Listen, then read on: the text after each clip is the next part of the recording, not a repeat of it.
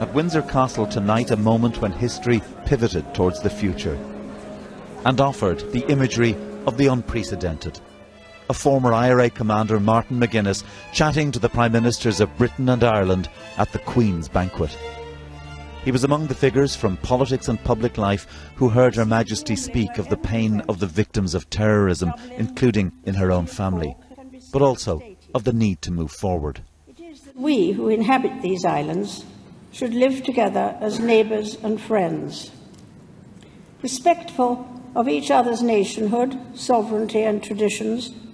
After so much checkered history, the avoidable and regrettable pain of which is still felt by many of us, this goal is now within reach.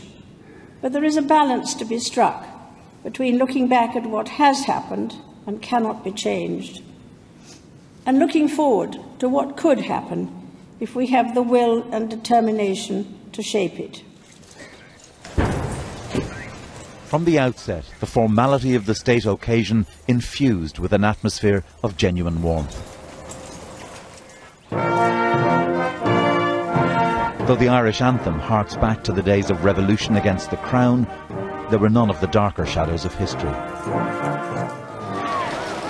which for decades made an event like this unthinkable. Today's welcome is all about the spectacle of a grand state occasion, but behind the symbolism is a story of real historical significance, of a changed relationship between two nations. This journey to Windsor Castle has taken much patient work to achieve. President Higgins inspected a guard of honour, a reminder of military links between the two countries stretching back to the days of empire. Here he presented the Irish Guards with a coat for their mascot, an Irish wolfhound called Donal. But at Westminster Abbey, the President's visit reached its most poignant moment.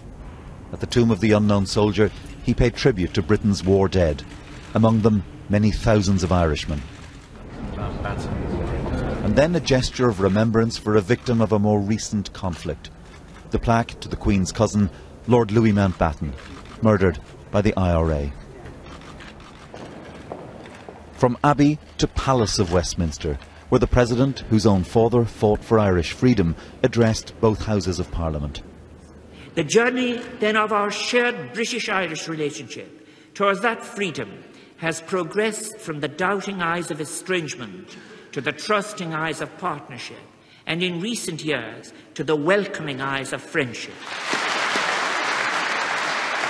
This visit represents the sealing of a friendship between nations.